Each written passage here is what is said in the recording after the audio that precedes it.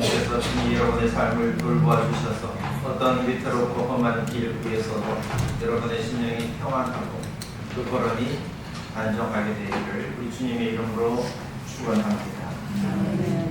세상은 끊임없이 변화합니다. 옷차림도 변하고 또 여성들의 화장법도 변합니다. 또 한때는 세련되게 보여서 모두가 그 유행을 쫓아갔는데 시간이 흐른 뒤에 보면은 그때 그 모습이 얼마나 촌스럽게 보이는지 모릅니다. 그렇지만은 이와 같은 모든 변화들은 매우 자연스러운 일입니다. 이런 변화들이 우리 삶에 긴장감을 주고 또 우리 삶을 풍성하게 만들어줍니다. 문학의 사조도 그렇고 또 예술의 모든 영역들이 단 한순간도 그저 정체되어 있는 그런 순간이 없습니다. 끊임없이 변하면서 새로운 것들을 만들어내고 그 새로움을 통해서 세상을 조금 더 잘 이해할 수 있도록 만들어줍니다. 또 변화라고 말할 수는 없겠지만 과학은 끊임없이 새로운 것들을 발견해내어서 우리 눈에 보이지 않는 그 미시세계의 것들과 또 우리의 한계를 넘어서는 그 우주의 법칙들을 발견해낼 때마다 우리는 정말로 새로운 깨달음을 얻게 됩니다. 이런 우리 삶의 모든 변화들은 다른 관점에서 보면 하나님에 대하여 하나님께서 하신 일들에 대하여 새롭게 알아가는 그런 과정이라 볼 수 있습니다. 과학이 뭔가 새로운 것을 발견했다고 해서 하나님에 대한 우리의 이해와 충돌하는 것이 전혀 아닙니다. 옛날에는 지구가 태양을 돈다고 하면은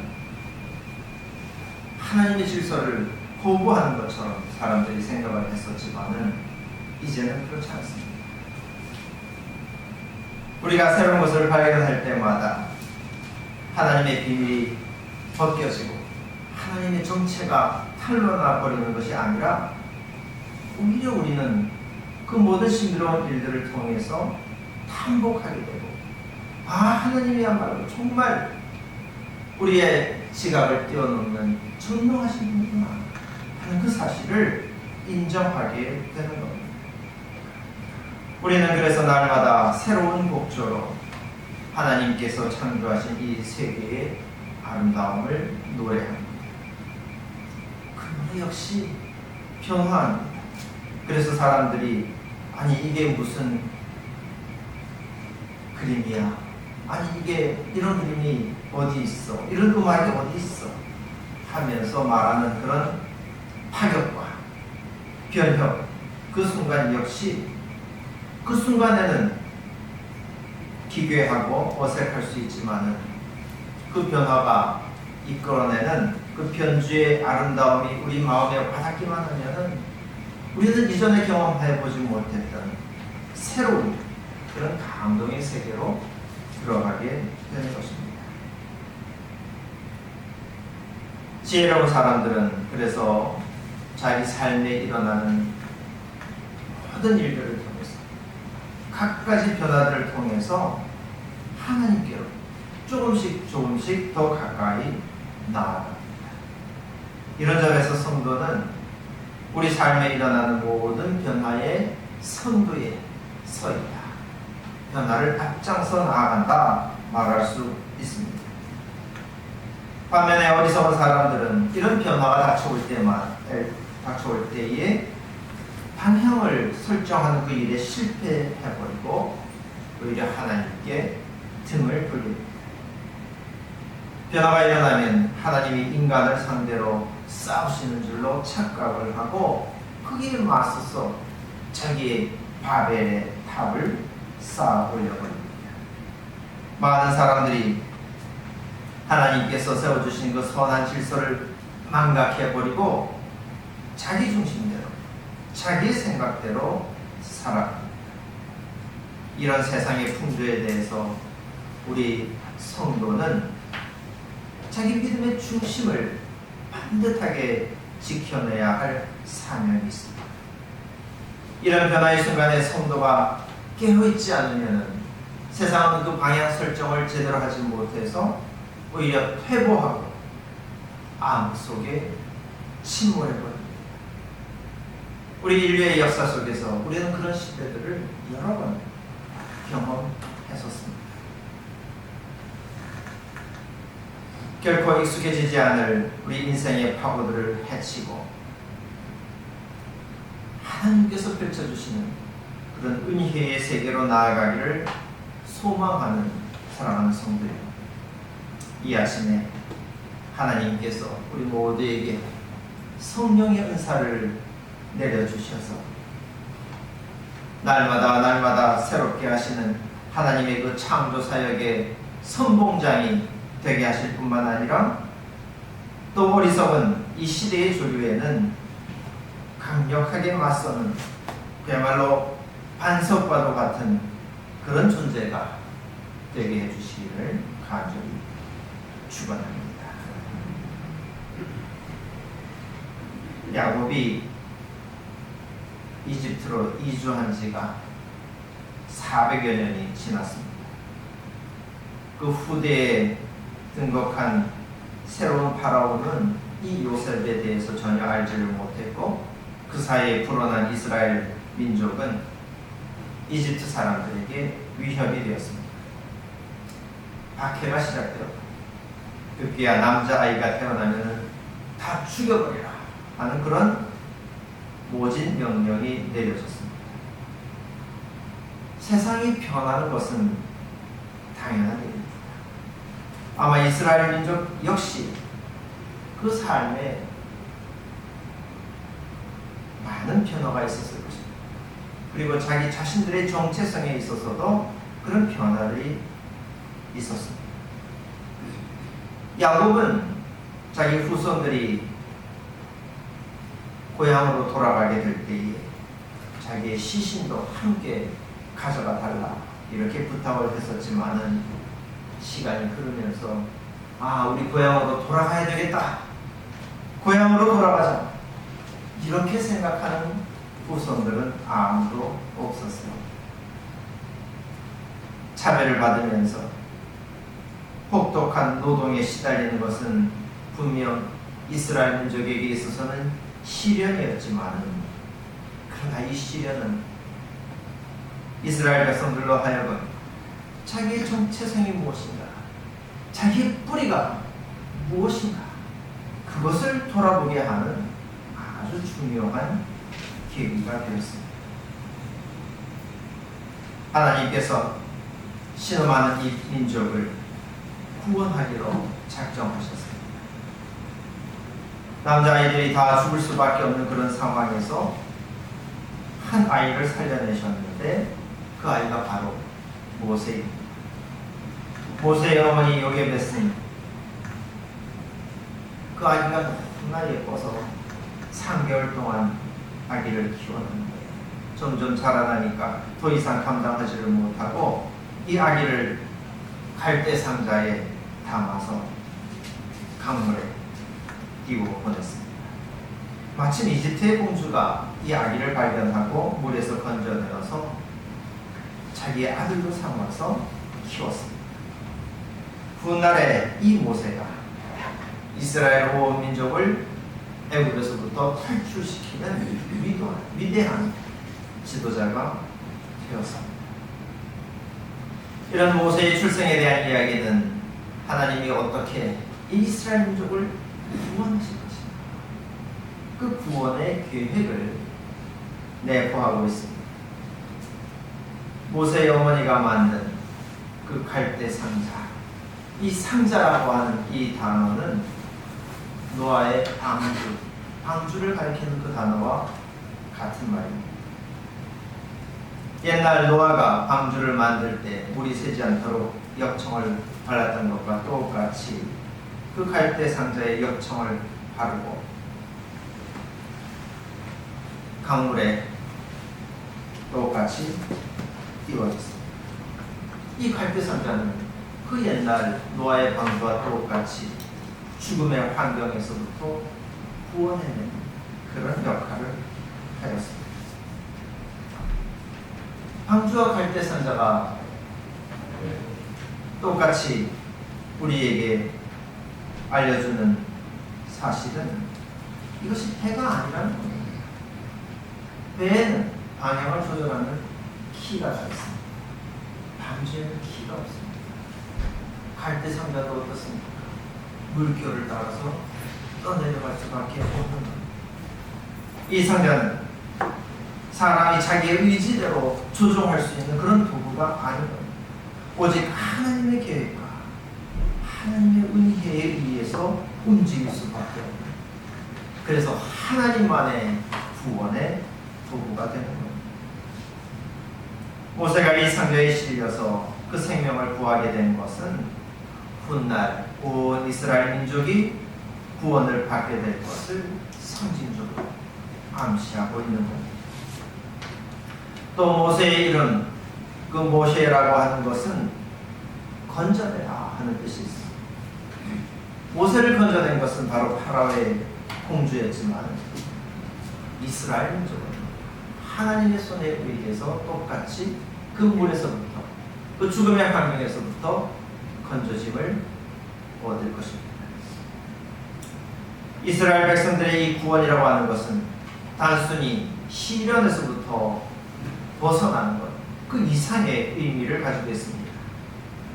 이스라엘 민족은 이집트에서 평화롭게 살아가는 것처럼 보였지만 실은 점점 소멸하고 있었던 겁니다.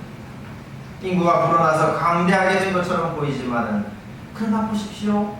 이스라엘 민족이 자기 정체성을 잃고 모두가 다 이집트화 되어가고 있었습니다. 변화, 완전히 뒤집어져 버린 겁니다. 하나님을 알고 하나님의 뜻을 따라서 살아가는 것이 아니라 이집트라고 하는 자기의 그 환경의 흐름에 휩쓸린 것과 똑같습니다. 하나님께서는 이 죽음의 급류에서부터 이스라엘의 민족을 건져내어서 이전과는 전혀 다른 자기의 정체성을 반듯하게 지켜내는 그러한 삶으로 이끌어내고자 하신 것입니다. 이집트 공주의 아들이 되어서 그 외모부터 이집트 사람과 똑같이 생겼던 그 모세는 40년 동안 미디안의 그 도피 생활을 통해서 이집트 사람의 겉모습과 그 속에 깃들어져 있던 이집트 사람의 속성을 완전히 벗겨내었습니다. 탈출의 과정과 새 창조의 그 길은 멀고 또 험했지만, 그러나 그것은 진정한 생명을 향해서 참다운 가치가 있는 그런 인생을 향해서 나아가게 하시는 그야말로 하나님의 구원의 손길이었다 하는 것을 우리는 깨닫게 됩니다. 가랑비에 옷이 젖는 줄도 모르고 살아가는 것처럼 우리는 우리의 환경 속에 또 이 시류에 아무런 의식 없이 그냥 떠밀려 살아가고 있습니다. 전체주의 시대가 있었고 민족주의, 개인주의가 강조되는 그런 시대들이 있었지만, 이것들은 비판적인 우리의 삶을 정상적인 궤도로 옮겨놓는 것이 아니라 한 시대에 풍미한 시류일 뿐이었습니다. 그것이 유행할 때 사람들은 그 가치에 떠밀려서 아무런 의식 없이 동조하며 살아갔습니다. 그런데 보십시오. 변할 수 없는 가치가 분명히 있습니다. 현상은 다르지만 포기할 수 없는 절대적인 가치라고 하는 것이 우리 인생에는 있는 겁니다. 우리 믿는 자들에게 있어서는 하나님께서 알려주시는 그 생명과 그 삶과 평화라고 하는 것이 모든 가치의 기준점이 되었습니다. 사람의 방법이 아니라 하나님의 방법과 사람의 지식이 아니라 하나님의 지혜라고 하는 것은 우리 인생에 있어서는 그야말로 구원의 방주와도 같습니다. 우리의 신앙 고백은 이와 같은 하나님의 진리를 붙잡고 세상의 흐름에 휩쓸려가는 것이 아니라 그것을 거슬러서 오직 하나님을 향해서 나아가는 그 길에 앞장서는 것입니다. 예수님께서 제자들에게 물으셨습니다. 너희는 나를 누구라고 말합니까? 그래서 베드로가 대답하기를 선생님은 살아계신 하나님의 아들 그리스도십니다. 그러자 예수님께서는 내 이름이 베드로다. 나는 이 반석 위에다가 내 교회를 세우겠다 말씀하셨습니다. 베드로라고 하는 이 이름의 뜻이 바위, 반석이라는 의미를 갖고 있기 때문에 예수님께서 그 반석 위에 교회를 세우겠다 비유적으로 말씀하신 것입니다. 그런데 베드로라는 그 이름, 그것보다도 훨씬 더 중요한 것은 베드로가 했던 예수님을 향한 믿음의 고백이었습니다. 예수님을 하나님의 아들, 하나님께서 우리에게 내려주신 그리스도로 고백했다고 하는 것은 예수님께서 들려주신 그 말씀을 하나님의 말씀으로 온전히 다 받아들였다 하는 뜻입니다. 그렇기 때문에 교회는 하나님의 그 말씀 위에 세워진 공동체, 죽음의 문이 이 교회를 이기지 못하는 것은 바로 이 공동체 안에 하나님께서 부어주시는 생명이 깃들어 있기 때문에 하느님의 진리가 이 교회 공동체의 핵심이 되어지기 때문에 그렇습니다. 교회는 하나님 나라의 열쇠를 부여받았습니다. 곧 매고 푸는 그런 권세를 받는 겁니다. 땅에서 매면 하늘에서도 매이고 땅에서 풀면 하늘에서도 풀릴 것이라 하였습니다. 교회가 푸는 것이 무엇입니까?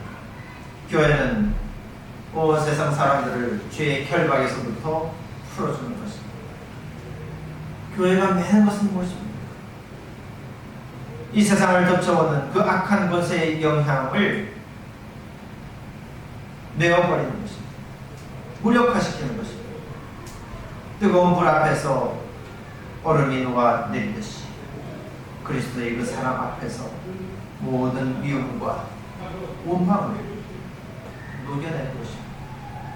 이렇게 해서 교회는 세상 모든 사람들을 하나님께, 곧 하나님 나라의 그 평화와 사랑으로 인도해 내는 겁니다.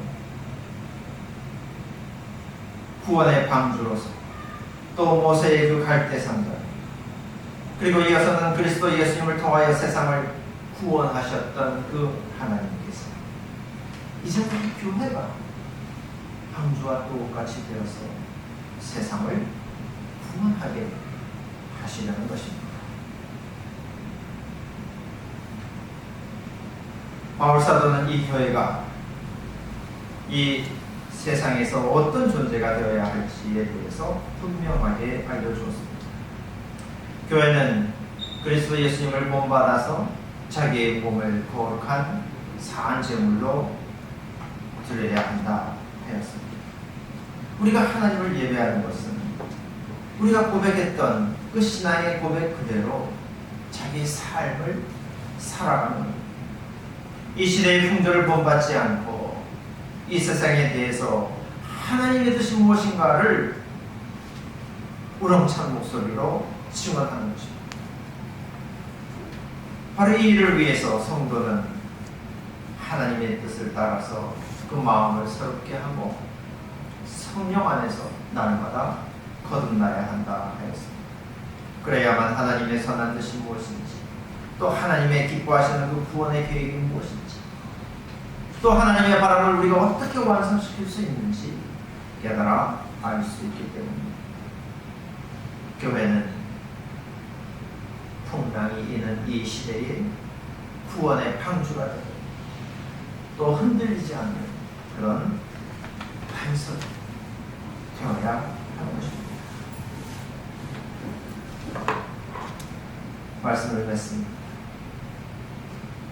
하나님께서는 우리 각 사람들이 이 시대에 구원자로서, 방주로서, 반석으로서 기능하기를 원하십니다. 하나님은 우리들을 구원의 갈대상자에 담아서 보호해 주실 것입니다. 우리는 이 시대의 풍조에 결코 침몰하지 않을 것입니다. 베드로의 고백과 같이 우리 또한 그리스도 예수님을 주님으로 고백하고 하나님을 믿는 그 믿음 안에서 흔들리지 않는 그런 반석이 될 것입니다. 예수님께서 자기의 온 존재를 바쳐서 우리를 구원해 주셨던 것처럼 우리도 우리의 삶을 하나님께 바쳐드려서 우리의 믿음을 증거할 것입니다. 세상 모든 사람들에게 하나님께서 부여하신 각자의 그 생명의 가치를 깨닫게 해주고, 그래서 서로를 소중하게 여기게 하고, 그래서 하나님께서 이루어 가시는 그 평화를 찾아가는 아름다운 여행을 우리 모든 이웃들과 더불어서 함께 떠나가게 될 것입니다. 바로 이 일을 위해서 우리는 교회라는 이름으로 부르심을 받았습니다. 교회로서 그리스도의 몸을 이루어 가는 것입니다. 교회는 생명 없는 그런 죽은 몸덩어리가 아닙니다. 교회는 생생하게 살아있습니다. 각 지체 한 사람 한 사람들이 다 살아서 각자의 삶의 자리에서 각자의 다양한 목소리로 하나님을 증언하고 하나님을 노래하면서 살아갑니다. 교회의 본질은 바로 이 역동성, 이 다양성에 깃들어 있습니다. 저마다 다 다른 신령한 선물을 받아서 각자가 할 수 있는 능력 그대로 기능하고 섬기고 나눔으로써 전체가 다 건강한 몸을 이루어가게 만들어갑니다. 그렇기 때문에 이 교회는 온 사회를 변혁시키는 원동력이 되면서도 동시에 하나님께서 주시는 결코 변하지 않는 그 가치를 지켜내는 그런 진리의 보루가 되어지는 것입니다. 삶에서 변화는 끊임없이 덮쳐옵니다. 변화하는 이 세상에서 여러분 결코 조급해하지 마십시오. 또 그 변화를 두려워하지도 마십시오. 오히려 하나님께서 불러일으키시는 그 풍랑 속에서 그 변화들을 즐기면서 이 풍랑 가운데, 이 시련 가운데 내 인생이 어떻게 하나님을 증언할 수 있을까? 그것을 먼저 생각하십시오. 밧줄이 끊어진 배처럼 표류하지 말고 든든한 반석 위에 서 있는 그런 인생이 되십시오. 하나님께서 허락해 주시는 좋은 것들 여러분 마음껏 누리면서 담대하고 우렁차게 하나님의 진리를 지켜내고 증언하는 그야말로 신령한 인생이 되시기를 우리 주님의 이름으로 축원합니다. 기도하겠습니다. 자비로우신 하나님, 우리를 덮쳐오는 이 변화의 긍휼 속에 우리를 침몰하지 않게 하시고 우리의 나아갈 방향이 어딘지를 또렷이 알게 하여 주시어서 이 시대의 성도자가 되어 모든 백성들을 하나님의 지혜로, 하나님의 평화로, 하나님 나라로 이끄는 성도자가 되어지게 하여 주시는 은혜를 감사드립니다. 우리에게 신령한 은혜를 부어주시어서 각 지체가 되고 함께 모여 그리스도의 건강한 몸을 이루게 하신 것 감사드립니다. 변하지 않는 하나님의 진리를 붙잡고 이 시대에 흔들리지 않는 반석이 되게 하실 뿐만 아니라 주님께서 우리에게 허락하시는 모든 좋은 것들을 세상과 함께 나누면서 하나님 나라로 향해 나아가는 그 아름다운 여행의 선구자가 되게 하여 주시옵소서. 예수 그리스도 이름으로 기도하옵나이다. 아멘.